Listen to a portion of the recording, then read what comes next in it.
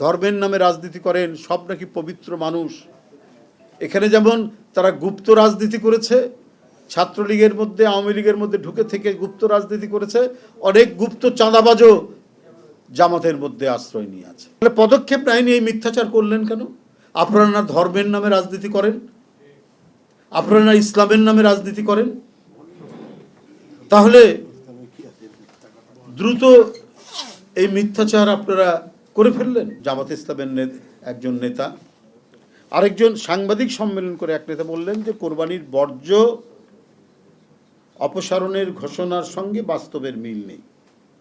গরুর হাটে টেলিফোনে নামে চাঁদাবাজি হয়েছে, সরকার কোনো পদক্ষেপ নেয়নি। আমি আপনাদেরকে একটা কথা বলতে চাই, বাংলাদেশের মানুষ তো আমরাও আপনারাও। ঈদের দিন আমরা নিজেই প্রত্যক্ষ করেছি সিটি কর্পোরেশনের গাড়িগুলো, ময়লা তোলার গাড়িগুলো দাঁড়ানো রয়েছে এবং ওখানে কাজ করছে, যে দ্রুত বর্জ্য সেখান থেকে তুলে গাড়িতে তোলা হচ্ছে। আমি নিজের চোখে দেখা, আমার সাথে এখানে আরও অনেকে ছিলেন। আমরা রামিসার বাসা থেকে ফিরে আসছি, উত্তরের এটা দেখেছি। আচ্ছা, তারপরেও তো কিছু ইনকমপ্লিট থাকে। এর পরের দিন প্রধানমন্ত্রী অলিতে গলিতে ঢাকা মহানগরের ঘুরে বেরিয়ে তিনি গোটা এইটা দেখেছেন এবং যেখানে যেখানে গাফিলতি দেখেছেন তার বিরুদ্ধে ব্যবস্থা নিয়েছেন এবং এতে দায়িত্ব যে কর্মকর্তারা তাদের দুইজনকে সাসপেন্ড করেছেন। তাহলে পদক্ষেপ নেয়নি, এই মিথ্যাচার করলেন কেন?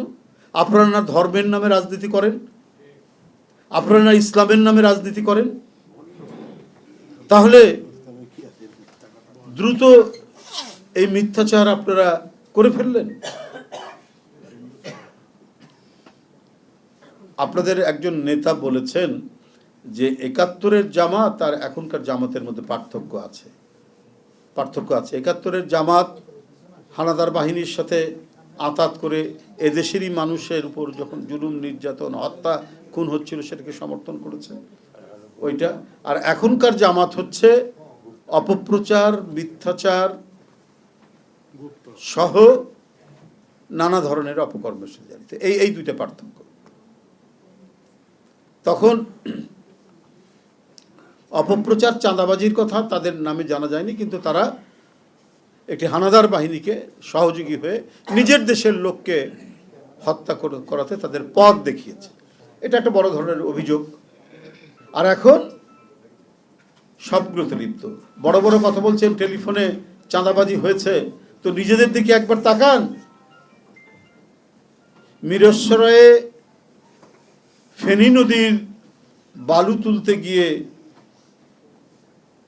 ধরা পড়েছিলেন জামাতের দুই নেতা, একজনের নাম জাহাঙ্গীর, একজনের নাম রবিউল।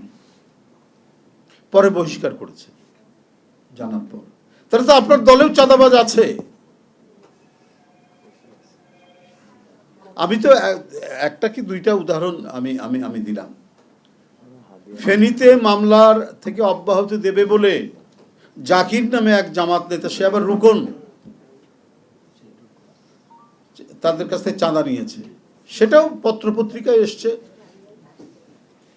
বেশ কিছুদিন আগে। তাহলে তো জামাত কি বলে প্রশ্রয় দেয়, মানে ধর্মের নামে রাজনীতি করেন, সব নাকি পবিত্র মানুষ।